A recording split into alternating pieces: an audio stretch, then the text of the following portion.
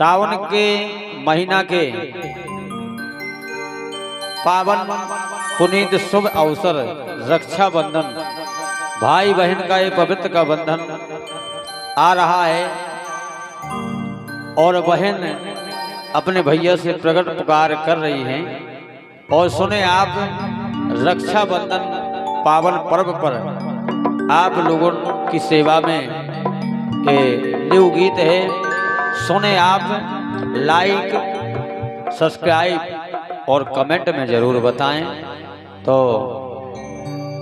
हमारी सह गायिका प्रियंका राज के माध्यम से उनकी मधुर मुखारबिंद से इस गाना के लाने सुने आप, वो आनंद लें।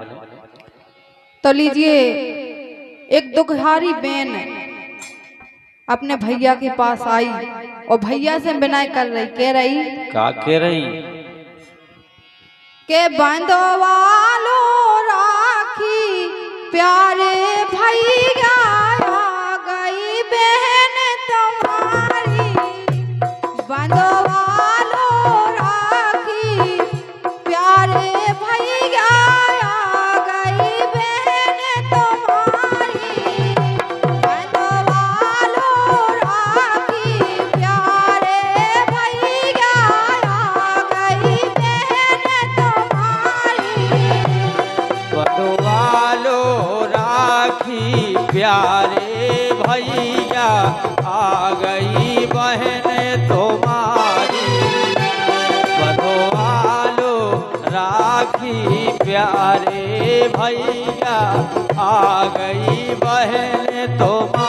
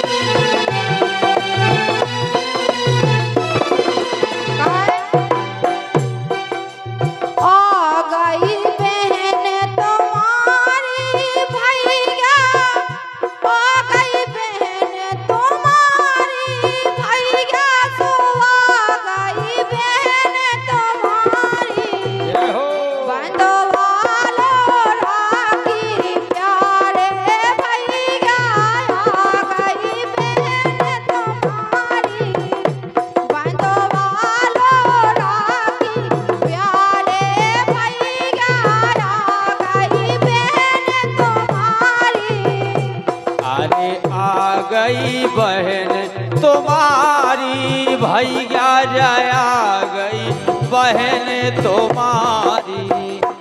बंधवालो राखी प्यारे भैया आ गई बहन तुम्हारी। बंधवालो राखी प्यारे भैया आ गई बहन तुम्हारी।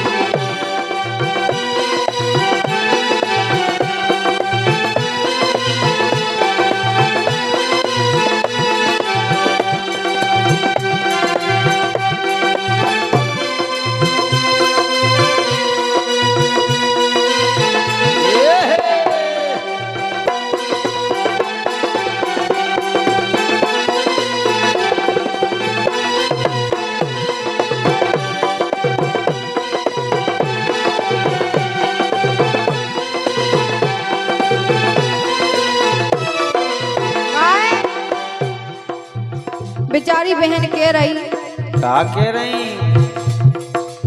आज के दिन सब भूल जाओ जो कछु जाओ बुराई। आज के दिन सब भूल जाओ जो कछु जाओ बुराई।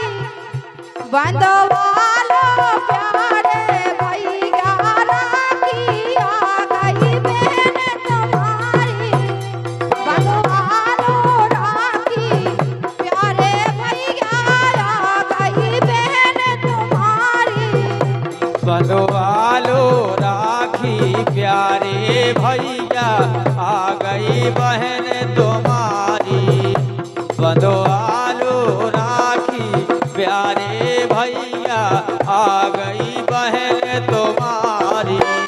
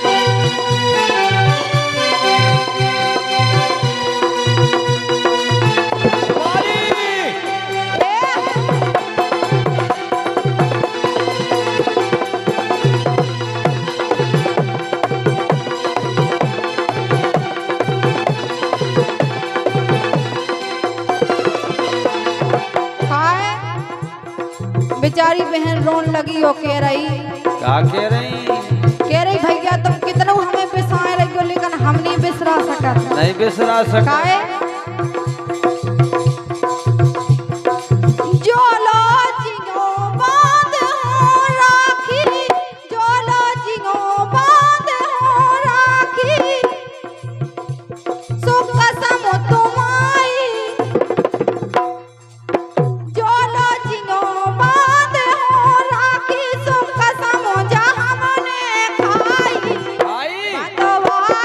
प्यारे भैया राखी